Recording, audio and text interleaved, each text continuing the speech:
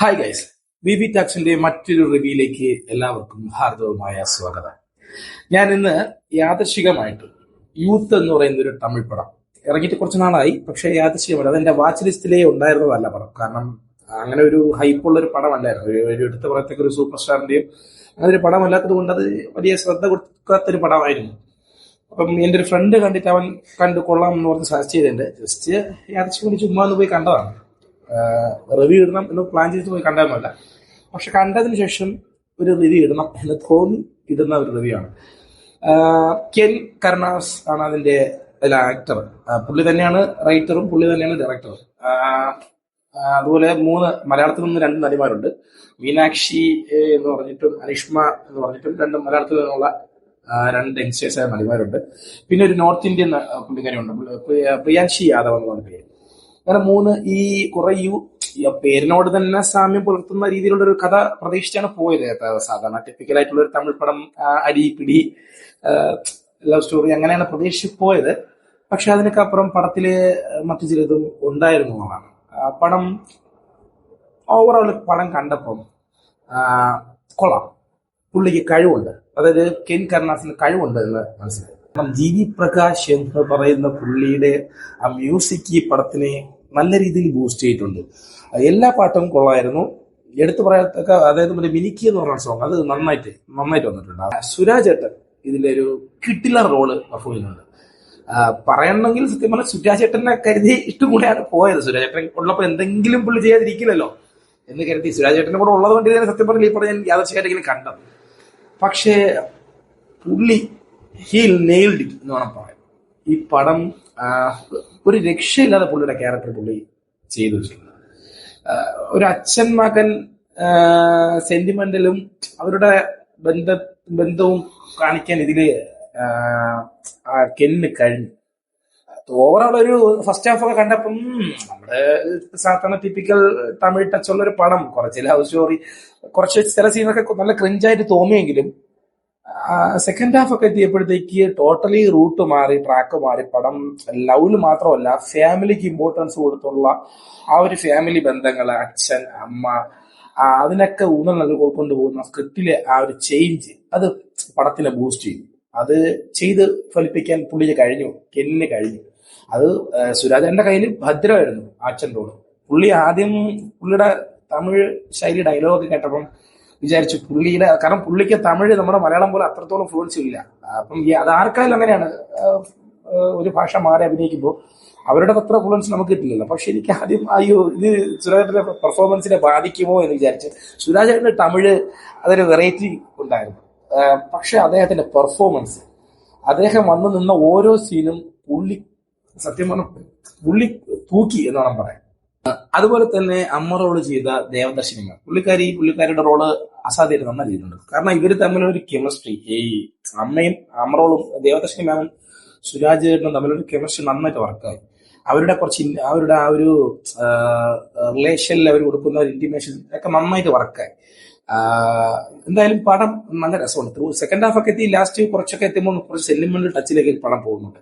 ബന്ധങ്ങളുടെ നമ്മുടെ ഫാമിലിയിലേക്ക് മൊത്തം പടം ഫാമിലി ഓറിയന്റഡ് ആയിട്ട് മാറുന്നുണ്ട്. അപ്പൊ ആ ഒരു അതൊരു വെറൈറ്റി സ്ക്രിപ്റ്റിൽ കൊണ്ടുവന്നൊരു വ്യത്യാസം, അതെനിക്ക് ഇഷ്ടപ്പെട്ടു. സാധാരണ നമ്മൾ ഒരു ലവ് സ്റ്റോറി പടങ്ങൾ കാണുമ്പോൾ ലവ് സ്റ്റോറിക്ക് ലവ് മാത്രമായിരിക്കും ഇമ്പോർട്ടൻസ്, അല്ലെങ്കിൽ ഫ്രണ്ട്ഷിപ്പ് ലവ് സ്റ്റോറി അങ്ങനെ മാത്രം പോകുന്നത്. ഇത് അങ്ങനെയല്ല. ഇത് 3 ഫ്രണ്ട്ഷിപ്പും ഉണ്ട്, ലവ് സ്റ്റോറിക്ക് ലവ് സ്റ്റോറി ഉണ്ട്. ലവ് സ്റ്റോറി പക്ഷെ കുറച്ച് അത്രത്തോളം സീരിയസ്നെസ് ഇല്ലെങ്കിലും എന്നാലും ചിലയിടത്തൊക്കെ ക്രിഞ്ചായിട്ട് തോന്നി. ചില സീനുകളിലൊക്കെ ഞാൻ പറഞ്ഞില്ല ഫസ്റ്റ് ഹാഫിൽ കുറച്ച് തോന്നിയെങ്കിലും ഓവറോൾ പടം നല്ല രസമുണ്ടായിരുന്നു, നന്നായിട്ട് വന്നു. സെക്കൻഡ് ഹാഫാണ് കൂടുതൽ ഇഷ്ടപ്പെട്ടത്. അതിലും എടുത്തു പറയേണ്ട പെർഫോമൻസ്, എനിക്കിതിൽ ഏറ്റവും ഇഷ്ടപ്പെട്ട പെർഫോമൻസ് സുരാജേണ്ടതിന്റെ. സുരാജന്റെ ആ ഒരു മകനോടുള്ള ആ ഒരു റിലേഷനിലൊക്കെ ഉണ്ടാവുന്ന പുള്ളിയുടെ മുഖത്ത് വരുന്ന ആ ഭാവങ്ങൾ, അവസാനം മകന്റെ വിജയത്തിൽ പോലും പുള്ളിക്ക് ഉണ്ടാവുന്ന ആ ഒരു സന്തോഷത്തിന്റെ ആ ഒരു പുള്ളിയുടെ ആ ഒരു അഭിനയം, അത് സംബന്ധിച്ചിടത്തോളം സത്യം പറഞ്ഞു കഴിഞ്ഞാൽ ത്രൂ ഔട്ട് ഒരേ സമയത്ത് നമുക്ക് പഴയ സുരാജനെ കാണാം ചിലയിടത്തൊക്കെ കോമഡി ആയിട്ട്. പക്ഷെ മറു സമയത്ത് പുള്ളി എന്ന് പറഞ്ഞ ഒരു പൂച്ചയെ മുകളിൽ നിന്ന് താഴെ ഇട്ടാൽ 4 കാലിലേ വീഴൂ എന്ന് പറയുന്ന പോലെ ഏത് റോള് കൊടുത്താലും അത് പുള്ളി പുഷ്പമായിട്ട് തൂക്കിയിട്ടൊക്കെ വീഴും. അതുകൊണ്ട് സത്യം പറഞ്ഞാൽ അവരുടെ ആ കാസ്റ്റിംഗിൽ ഏറ്റവും നല്ല കാസ്റ്റിംഗ് അത് സുരാജിന്റെ കാസ്റ്റിംഗ് ആണെന്ന് തന്നെ പറയേണ്ടി ഓവറോൾ ബാക്കി നായികമാർക്കൊന്നും അത്രത്തോളം ഇമ്പോർട്ടൻസ് ഒന്നും ഇല്ല.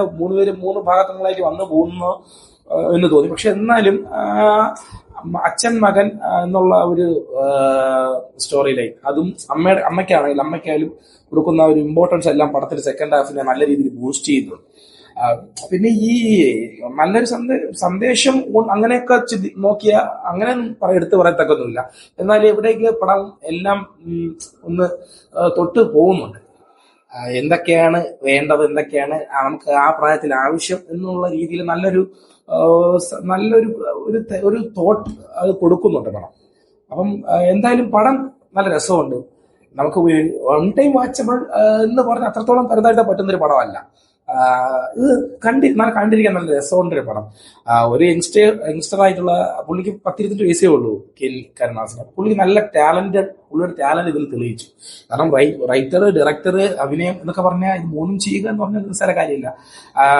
മൂന്നും ഒരാൾ ചെയ്തപ്പോൾ അത് ക്രിഞ്ചായിരിക്കുന്നതിലേക്കാണ് പോയത്. പക്ഷെ പുള്ളിക്ക് നല്ല ടാലന്റ് ഉണ്ടെന്ന് പുള്ളി തെളിയിച്ചിട്ടുണ്ട്.